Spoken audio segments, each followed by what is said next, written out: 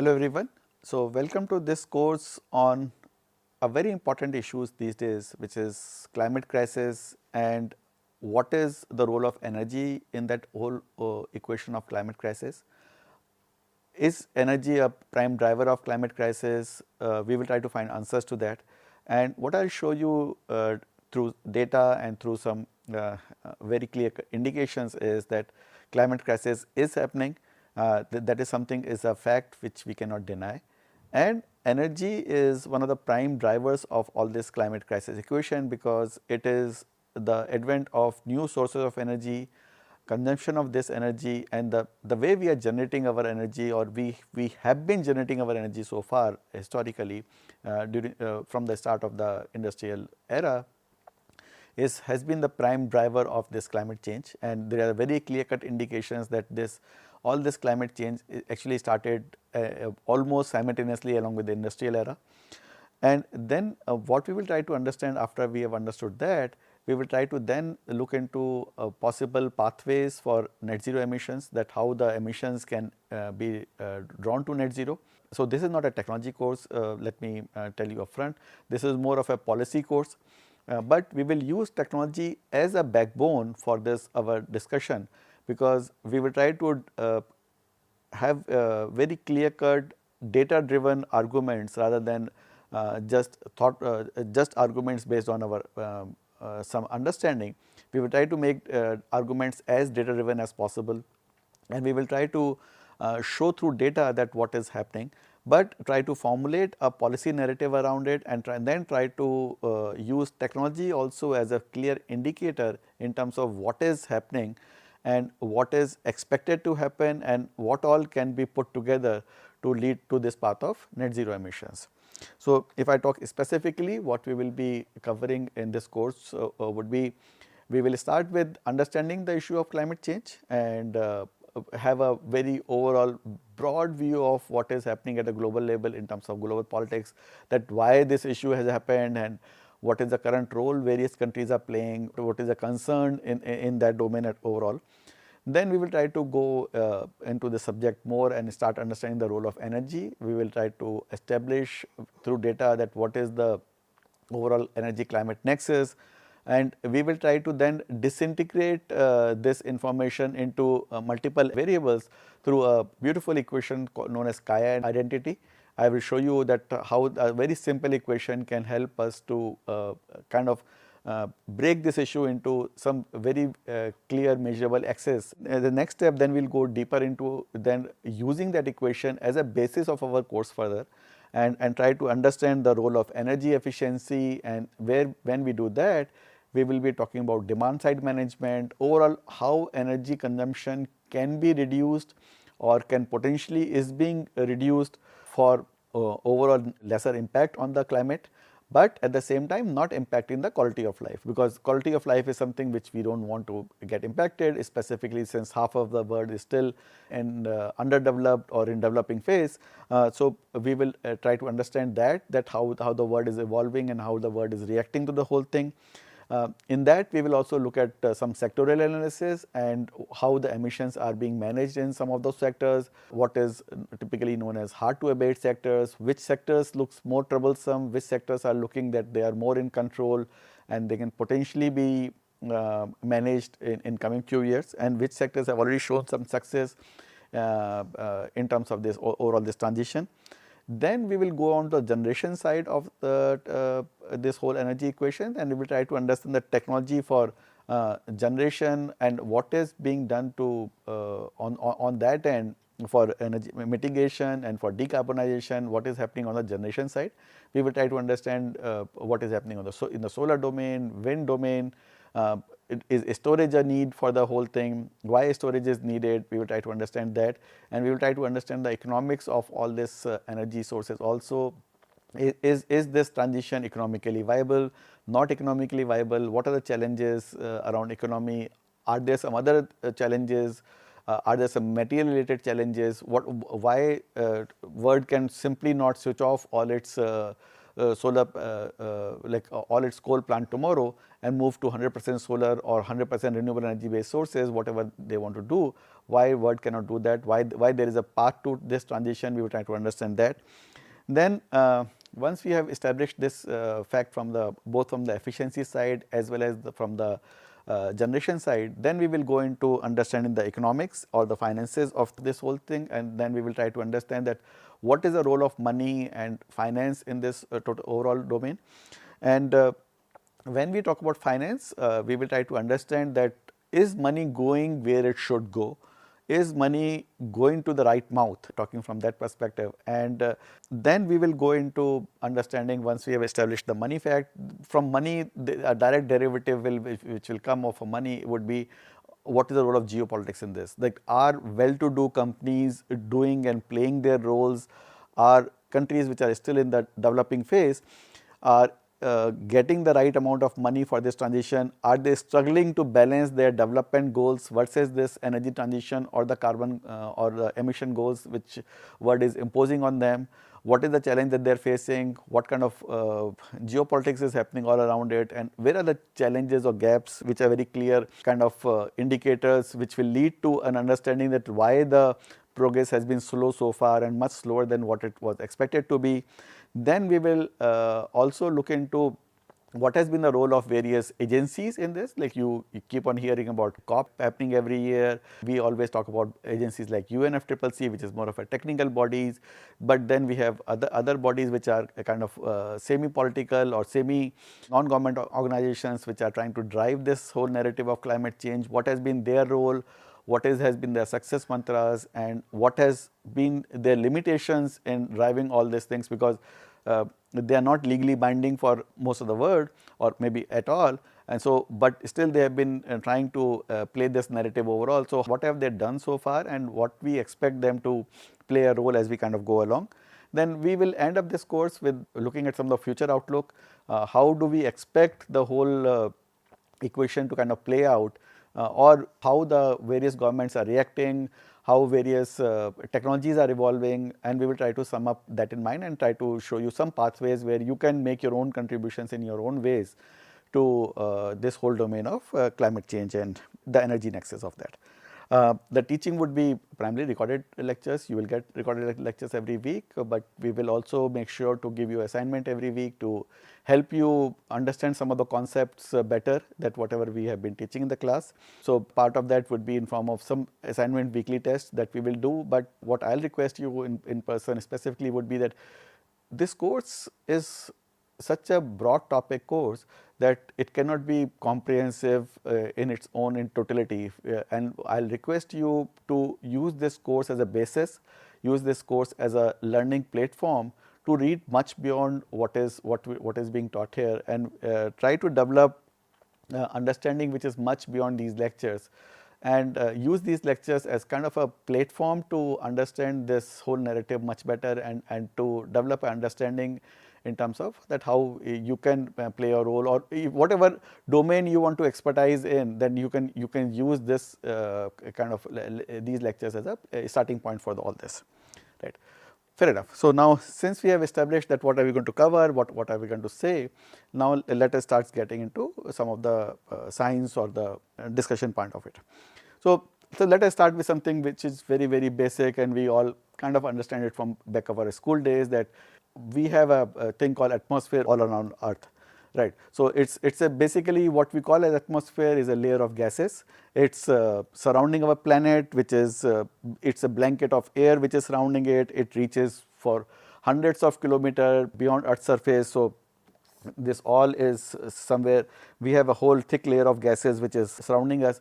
And this is basically, these are the gases which are making the life possible on the Earth, because if these gases were not there, and I will show you through some equations in next couple of slides, that if these gases were not there, survival on Earth would have been nearly impossible. So, what this atmosphere, how it helps us is basically it absorbs some radiation from the sun, and it kind of becomes a body which is helping us to maintain a specific set of temperature. It recycles water and other chemicals within our atmospheric zone. So that helps us to maintain a good water cycle. It protects us from high energy radiations, otherwise those radiations can be very harmful for all the creatures which are living on the earth.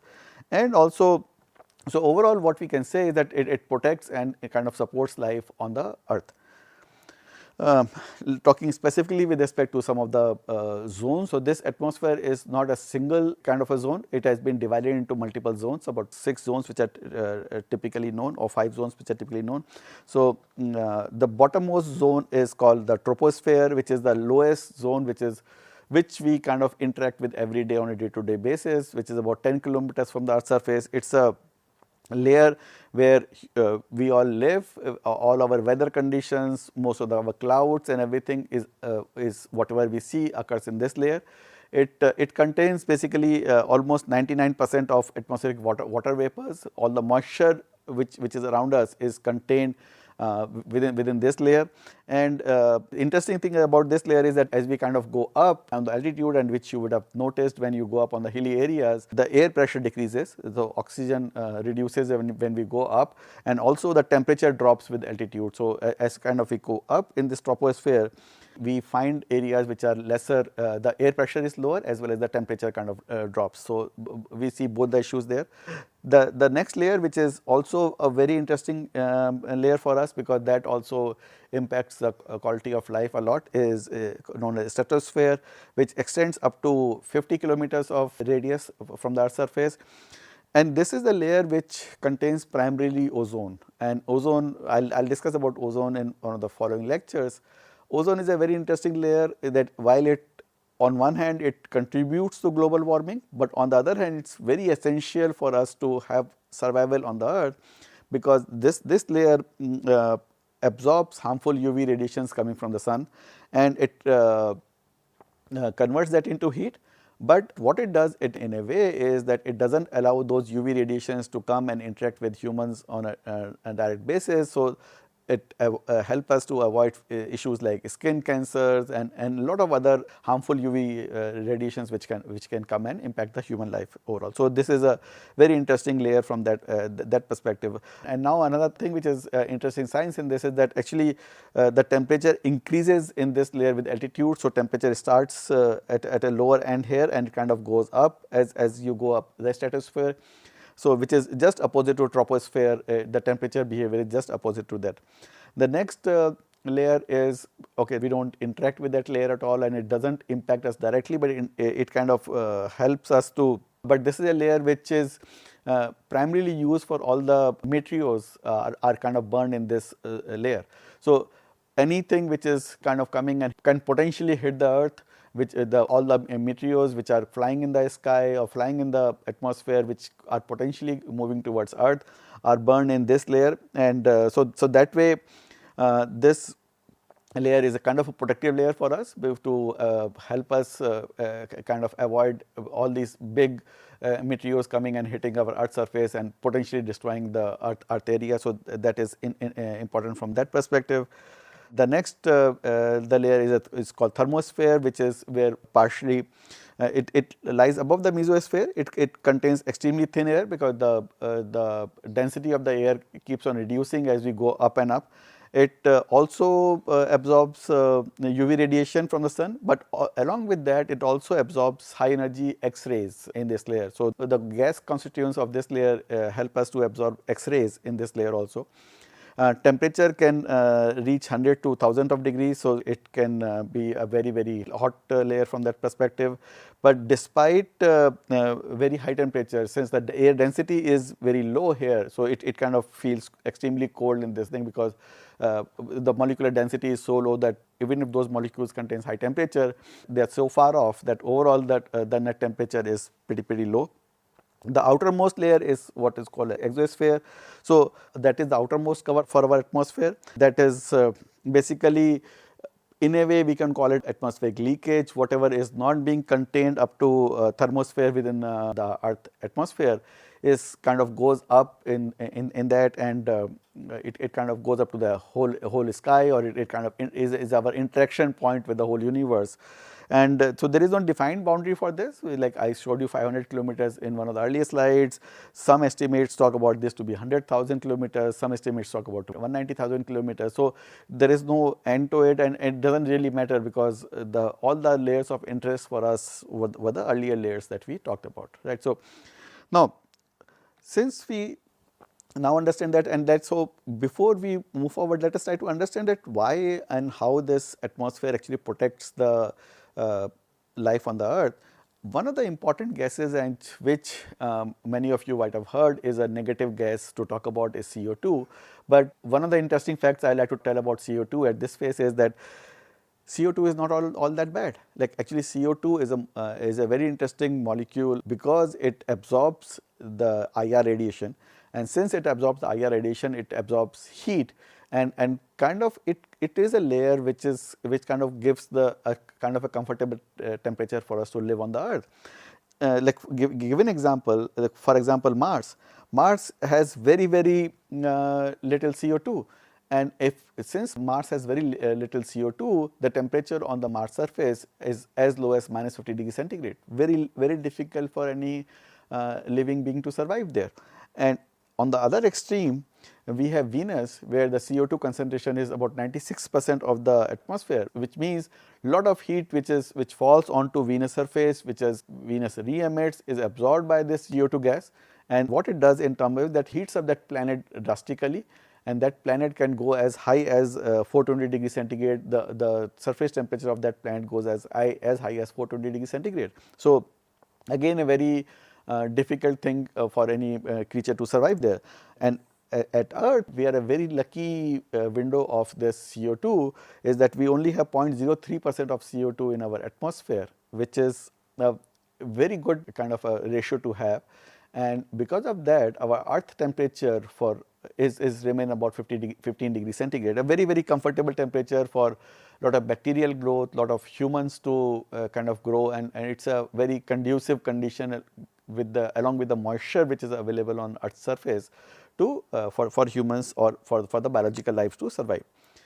So how basically this whole thing works is you have solar radiation which is coming towards Earth's surface. So partially this solar radiation is reflected back because of all this atmospheric layer that we talked about. Partially that radiation is reflected back in the sky, but then about 30% of it is reflected, and then whatever is not reflected back, it starts going towards the Earth's surface, and then it is absorbed in the land and ocean and other parts of the earth. So it starts that part of the earth or the sea or the water, it starts absorbing that heat. Whenever sun is falling directly, say in the daytime, whatever part of the earth is facing the sun in the daytime, that part of the earth absorbs heat, and then when that part of the earth is not facing the sun, when it is on the other side, and since it does not have any heating directly happening on that, so it starts releasing that heat again. When it starts releasing this heat again, that heat kind of goes up, and since as you can imagine that the normal temperature there is about 23 degrees or 25 degrees or 15 degrees atmospheric condition. So this body is a body at a very low temperature, about 15 degrees centigrade is what, or 288 degree Kelvin is where this body is typically. So this body emits at this temperature.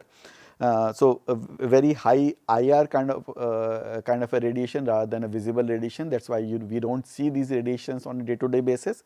And when this radiation goes up, the part of this radiation crosses the atmosphere, and it goes into the uppermost exosphere layer and and kind of gets kind of dissipated in overall universe.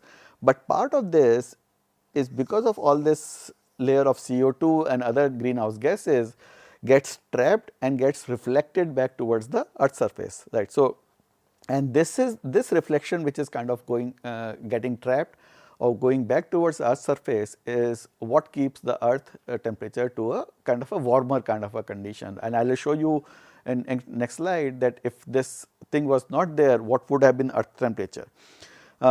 What is happening of late, however, is that and which we will show in next couple of lectures, that human activities such as burning of fossil fuel, agriculture and land clearing has increase the amount of CO2 which is getting released in the air, and which in turn, as I showed you on the with the example of Venus, as the concentration of CO2 in the air is increasing, that means more and more heat is getting trapped in this zone, and with more heat getting trapped in this zone, the earth temperature is going up, and it is going more than the historical averages, which in turn what it is doing is it is changing the dynamics of the earth kind of environmental conditions, and we will show in next couple of lectures that what all this changes are doing to the earth's surface, and this whole extra heat which is getting trapped in the system is changing the dynamics of the whole balance which has been there for centuries, and with change of this dynamics we are seeing some high negative impacts on the earth living overall, right. So, talking in terms of some numbers, the sun radiation which is coming down is about 340 watt per meter square, and about 30% of that, about 100 watt per meter square, gets reflected back, and about then part of this also get scattered and all those things. So, while 240 kind of gets transmitted into the earth atmosphere, about 168 watt per meter square is what is absorbed into the earth surface, right. And then once earth kind of absorbs, it re-emits, and it re-emits in the infrared range, and as I said in the previous slide, about 240 watt is kind of getting absorbed, and it kind of reflected back. Part of it kind of goes back to the sky, and part of it is kind of back toward the earth surface, trapping through these greenhouse gases. And these greenhouse gases are, we will look into this what these greenhouse gases are in next couple of lectures. But so what you can take it from me right now is that there is a blanket of greenhouse gases which is above the earth surface, which is trapping this heat which is getting emitted from the earth surface, and it's kind of forming a blanket around the earth which is trapping this heat and not letting this heat to kind of go away. Like you can imagine, you can put a very similar analogy to it, to a blanket that you are kind of putting on your body every day, that once you're, so the air inside the blanket is not cool earlier, but as soon as your body heats, it starts getting radiated, and it starts getting trapped within that blanket. The atmosphere within that blanket also, it starts getting warmer and warmer. So a very similar kind of a effect is what is happening with this greenhouse gases also. So this greenhouse gas is a natural atmospheric process that helps maintain the earth's temperature, and I already talked about it, that it basically, when the incoming radiation comes, it's reflected back, and when it's reflected back, it is kind of part of it gets transmitted or get transmitted to the atmosphere, but part of it gets re-reflected or towards the earth surface is what is happening.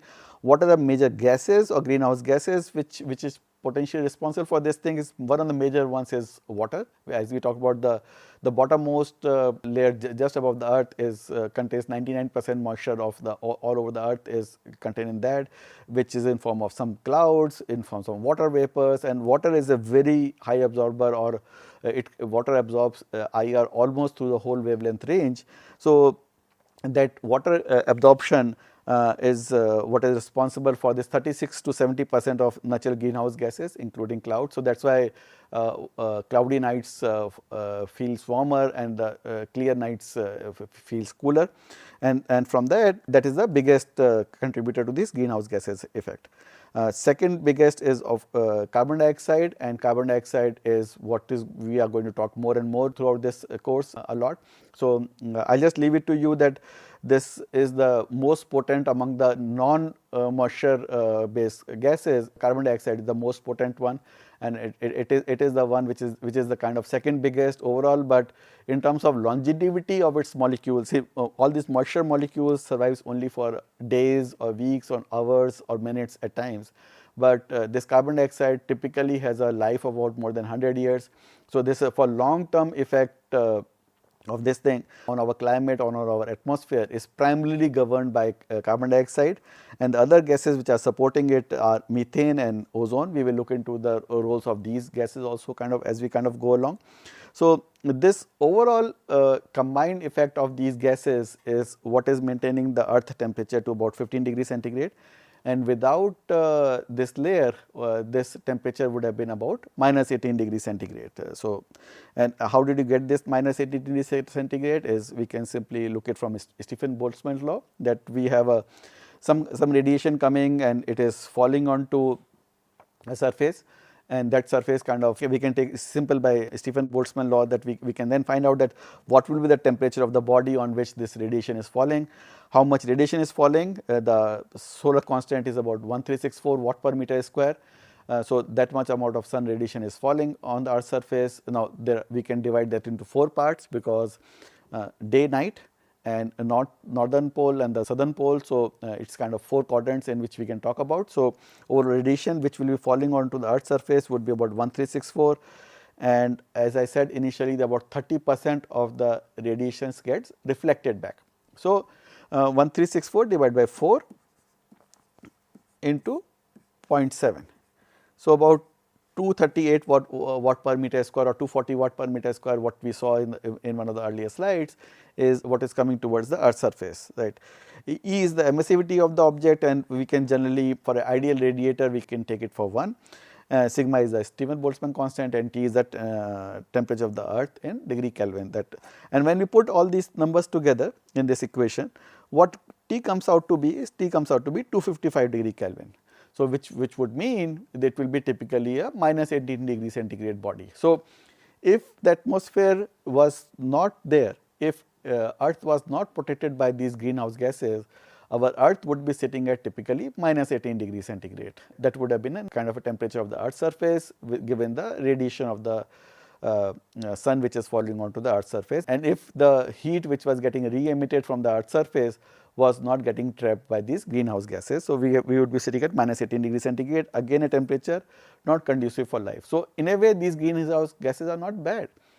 What is actually bad, and what we will look into through numbers as we kind of go along, is that is the excess of these greenhouse gases, which is leading to a situation where the whole kind of a stable atmospheric condition dynamics is changing, and it is leading to a situation where things are now getting out of control slowly.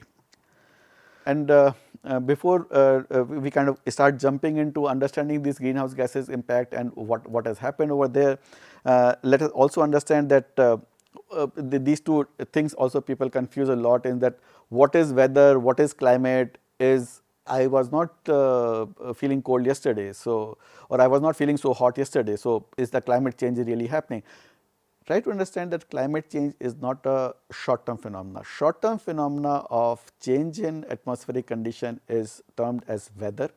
Weather is a short-term condition which changes with a specific time and place. It usually happens only in the lower atmosphere, which is troposphere. It is and since most of the moisture is contained in that region, and weather pattern is basically changing the hot and cold condition. It is changing that whether it rains, it doesn't rain, or all those things. So that is something what we saw on a day-to-day basis. It's a very short-term phenomena which can last from minutes to hours to days or weeks at times, but it is not a long-term phenomena, and that's why, though the greenhouse gases, the most potent greenhouse gas is moisture or water, that is not counted as a threat to the humanity, or that is not counted as threat to our existence because of its short duration of existence. It only lasts for minutes or maybe a weeks or something like that. Common phenomena because of weather changes is rain, snow, cloud, winds, thunderstorms, sleet, hail, whatever is happening in a very, very short duration of day. And weather is something what you see outside today. It is day-to-day phenomena, it is an hour-to-hour phenomena, it is a minute-by-minute phenomena. Climate, however, is a long-term average of weather. Climate is not which is changing in days or hours or minutes. It is which is changes for climate is from decades to centuries. By definition, it is not leading to any short-term phenomena as such. It is leading to long-term average phenomena, and how frequently that event is happening, what is the duration of that event happening, what is duration of that change. For example, if temperature changes for 2 days and it drops for 2 days, the average would be low. We will not worry about it. But if the temperature is high over a sustained period of time, that means there is a definitive shift in the temperature profile that clearly indicates that it has changed for good. That is what is change in the climatic condition, and that is what is bothering us of late. It is the climate change which is bothering us. It is not the weather change which bothers us in these things. So what would climate records extreme would be record highs in terms of temperature, record rainfall, deficiency of long term rainfalls, year on year reduction in rainfall patterns, year on year increase in temperature is what will lead to what will show as a climatic change condition. It will be some things which are not observed on a regular basis, something which is now it is coming as a very definitive change on a noticeable range, but which has not been noticed in the past, and we definitely see a shift from point A to point B, which is more of a permanent shift. It is not a cyclic shift, which kind of comes and goes. So if I just look at from that perspective, a weather would be more of a cyclic kind of a change which will come and go, but climate would be a more of a shift in the pattern from position A to position B, which will lead to a situation where things have started changing permanently. And these two are different sciences. Weather change is studied differently, climatic change is studied differently, and I've kind of talked about it. Meteorology is the science or department behind or science basically which kind of studies this weather pattern, and climatology is the science which kind of studies this climatic change patterns a lot. So, but these two are different phenomena. Just to kind of tell it again, climate is a long term change phenomena. It could be cyclic or it is more of a cyclic change, but weather is a more of a cyclic short term changes which can come and go, and that really is not a worrisome factor for us, a change in weather pattern. But what is worrisome for us is the change in this climatic condition which can lead to just long term phenomena changes, right. So, now as we have understood that there is a thing called weather, there is a thing called climate, and what is bothering us? What is bothering us is this issue of climate change. Climate is changing, so it is not the weather change which is bothering us, it is the climate change which is bothering us, and it is a long term change in the weather pattern which is known as climate change, which is happening very drastically, which is bothering us. So, what is actually happening is that let us define what is climate change is. Climate change, as already mentioned, is long term change in the weather pattern which is shift in temperatures, shift in rain patterns, shift in other phenomena of weather around us, which is leading to long term changes in this overall short term weather patterns that we are seeing. That like even if the weather is cyclic, this whole cyclic base has changed from this average value of whatever temperature is changing on a cyclic basis, or weather rains comes and goes, winter comes and goes, that is changing on a cyclic basis. But what has happened is that there is a definitive shift in the baseline, and that change in baseline is something what is bothering us, right. So, historically also there has been issues of climate change. If you look at millions of years of things, there has been cases where the climate has changed. Primarily the climate change in the past is happening, the thing which has been the most responsible for this climate change is usually the solar cycles or volcanic eruptions, or some anthropogenic changes or which is change in composition of atmosphere or land use, or what is happening around us, right. And these are the changes in these conditions of late which is kind of bothering us more and more. Let me talk more on this further. That natural phenomena can be changes in the sun intensity, or some changes in the sun intensity which is reaching the earth's surface. Either sun intensity itself can change, or because of the slight shift in the earth orbit with respect to sun, which happens on a time to time basis on hundreds of years kind of a phenomena. There could be a slow or angle difference between sun and earth, and which can lead to these two, the first two phenomena can lead to some change in the earth sun intensity which is falling on the earth's surface. This is a phenomena which has been noticed, but it is a very short term phenomena. There could be some change in the cloud on a very short term basis. There could be some changes in the ice sheets because of some local issues, because of some volcanoes erupting around it, or because of some other phenomena which could be a short term phenomena. But all these are short term phenomena. What is changing and what is happening of late is that historically also it has happened that greenhouse gases has changed because of some activities on the earth's surface, because of some specific weather pattern changes and some specific changes in our consumption pattern in the past. Because of some more because of natural phenomena it has changed. Changes in some greenhouse gases effects, but again that was a low changes, and we will see through the data in one of the future slides or forthcoming slides would be that these changes has always been cyclic in nature. These has been within some control limits. They have been within a boundary range which was explainable through some natural phenomena which was happening all around us, and this natural phenomena can lead to these changes in climate. But UN, what they started doing of late was that once we started seeing this climate change happening on a much more broader scale, that's where UNFCCC came with a definition. Let us now segregate this effect of on climate change because of the human activities and because of these natural phenomena. And we started looking into that more closely once we started noticing that we are noticing something in the climate, and once what we are noticing in the climate is that this change is much more than what can be simply explained by this cyclic phenomena which has been known for us for millions of years. And that is where the definition was put, and a clear distinction was made between the human altering activities or because of the natural causes. And once we start noticing it, and also what happened is that from around 1880s we had now a thermal monitoring of the global surface temperatures also. So now if we start looking into this data from 1880 onwards, and then once we start noticing this pattern very clearly, what we see is that historically the temperature of the earth has been very stable, and it has been stable historically, and it kind of remain stable or below a certain threshold value till about early 1900s. It kind of remain within a control limit. But remember, industrial era started around 1750s or around 1800s, and it took some time for this carbon dioxide to get accumulated in the Earth's atmosphere. And once the accumulation kind of reached a point where it started impacting the ppm level CO2 concentration in the air temperature or the atmospheric temperature around the Earth started to increase drastically.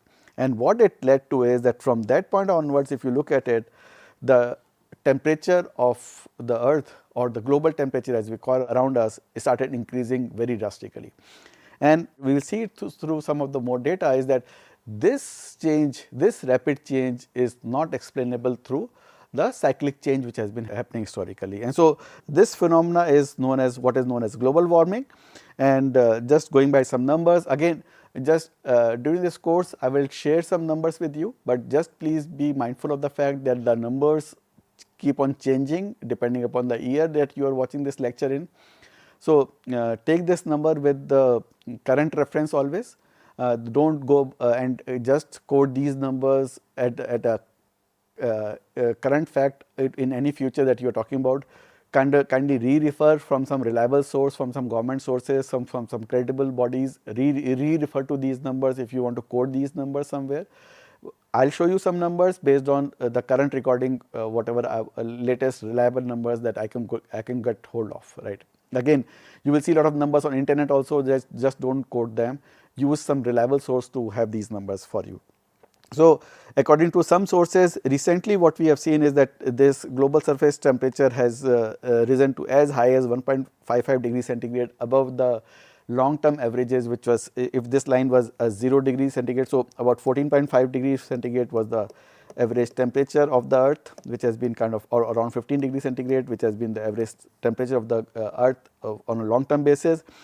It has risen to about 16.5 or about 1.55 degrees centigrade more than the global average in 2024 it was recorded. There are some recording also talks about that this temperature rise was actually as high as 1.6 degrees. So very significant shift from so about 10% shift in global average temperatures over from a long term perspective, which has been noticed of late. And this kind of a high change has never been observed historically, and we will very clearly see that this has been because of some specific gases which has kind of increased drastically, and we'll show that. Another definition which I want to establish before I kind of go forward is that we always mix the two terms, which is global warming and climate change. So, global warming is kind of a subset of climate change. Global warming is just the increase in the earth average surface temperature due to built up of the greenhouse gases in the atmosphere, while climate change is a long term phenomena which talks about overall climate, which includes temperature, precipitation and many other factors as a part of it, and temperature is one of the subset of it. It is, so don't intermix these two terms. So, these two terms are slightly different. Global warming is in a way a subset of the climate change on a broader perspective. So, and also what we need to understand is that we are talking about the global surface temperature here. So, local temperatures may go up or down. We are not talking about that. What we are talking about is the average overall earth temperature, which is kind of is a point of interest for us here, right. So, and what we will see in coming lectures, and what we are also noticing is that UNFCCC has reported very clear cut data, which is a body which is found by UN to on working on this climate change, is that man-made climatic changes are now leading to global warming, which is very clear evidence that we are seeing. So, just to kind of sum up the current lecture, what we are talking about is that we are trying to understand this issue of the climate change. What we are seeing is that there is a specific climate control conditions which happens on the earth's surface due to the atmosphere which is around us, and that atmosphere is responsible as a kind of a controller for this living conditions on the earth, and which is primarily through some greenhouse gases or some gases or some molecules which kind of traps the heat which is emitted from the earth's surface. And that trapping of the heat from the earth's surface is which is re-emitted from the earth's surface, and which traps and which kind of keeps the temperature in a very comfortable zone around us. That has been the basis of our life survival on the earth. What is happening of late is that what we are seeing is a phenomena called climate change, and that climate change is have one of the subset as global warming, which is in a way leading to a phenomena that our globe is overall warming, and that is leading to a lot of disasters, that is leading to a lot of changes in all around us in day-to-day life, and that is what we will see in some of the coming lectures. Thank you.